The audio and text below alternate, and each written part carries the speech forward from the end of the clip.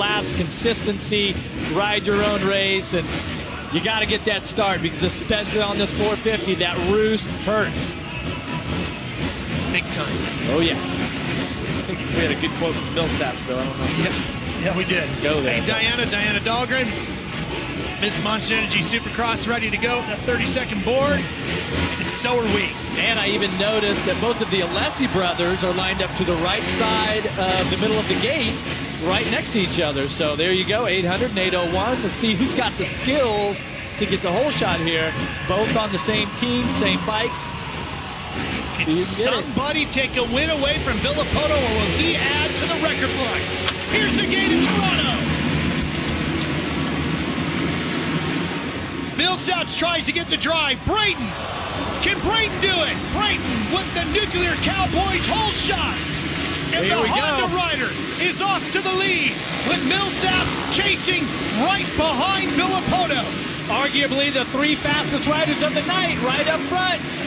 Got Weimer setting in fourth and Chisholm, I believe, in fifth. The Muscle Milk Honda rider has been getting better and better every week. He's been getting healthier. That's been making the difference. He told me, Jeff, that, you know, to beat Villapoto, you've got to be at your absolute best in every category because that's where Ryan is right now. He just hasn't been there because of the injuries he's been rehabbing from. Well, he's got 20 laps here to put in to come past the finish line for the first time with the green flag. And you're talking about the champ and a rider that's trying to notch his first win, going at it. And that's how it was a week ago in Indianapolis. Brayton led early. Villapoto stalked him and then was able to get him at the end because Brayton just ran out of basically physical stamina, still coming back from those injuries. Yeah, right here, Villapoto to the inside with an aggressive move.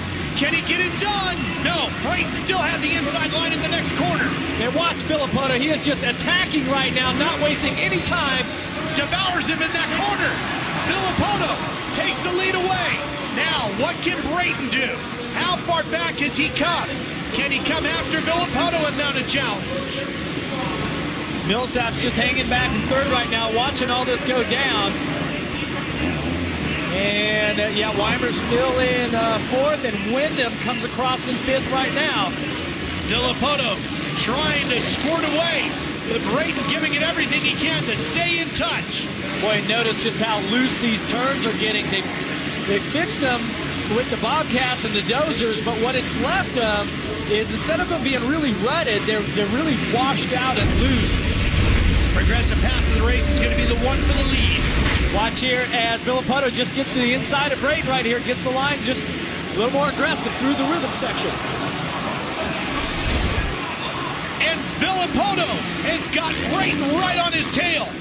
Brayton's fired up. He must have a line through the whoops because just before we came to this shot, the crowd came alive, and that's because Brayton is putting the pressure on the champ.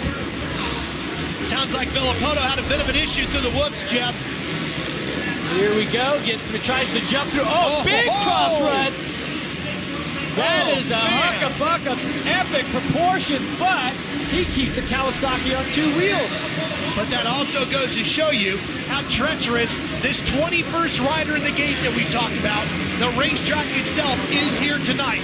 Arguably the best rider in the world, bar none, here tonight, Ryan Villapoto, having his issues as well. Yeah, and that's going to be the story here for Brayton. He just needs to put in those strong, consistent laps. If he can keep the pressure on Villapoto, you never know how this thing could turn out. Certainly has the confidence at this point. But notice the riders being a little more timid through some of those sections. Even in these bowl turns right here, they're kind of sliding it around as it's really marbly and slippery. Here's Weimer battling with Millsaps. Those two fighting over third, and the Kawasaki rider Weimer takes it on this green machine. Nice pass right there. Weimer riding with a lot of confidence at this point. See how he gets through this rhythm section here. Has to seat bounce that, use a little momentum and power from that 450. Now watch as he gets through the whoops right now. He's going to try to skip through some of them, and Millsaps just got on top. There goes Wyndham. Wyndham in fifth, Chisholm. He's got sixth. Here comes Marvin Musquin and Metcalf on his Suzuki number 24. Musquin telling me earlier today this would be his last ride in the Supercross class on the 350 KTM. Going to go back to the West. Go back to the West and ride the 250, and you never know, his teammate Ryan Dudgeon could be back. We could get word. You just never know when that's going to happen. Putting the pressure, or getting the pressure put on here by Metcalf. But see, as Metcalf trying to get just to the inside of the racing line, and as he slid up into the berm, he hit all those marbles. And it's just, if you make a pass, you better make sure that you have a wheel on the guy, because you do not want to slide that front wheel either into the side of his pipe. Watch right here. See, he's not quite close enough. He can't be as aggressive as what he'd like to be. Oh, he is through the whoops, though. Metcalf very aggressive there.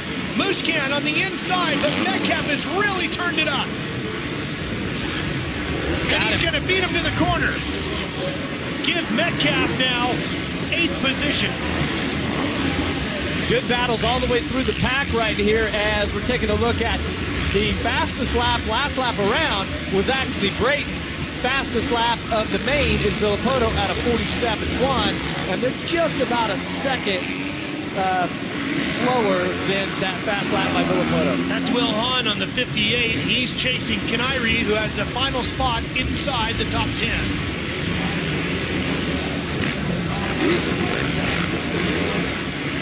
Will Hahn just doing a little double-double through here.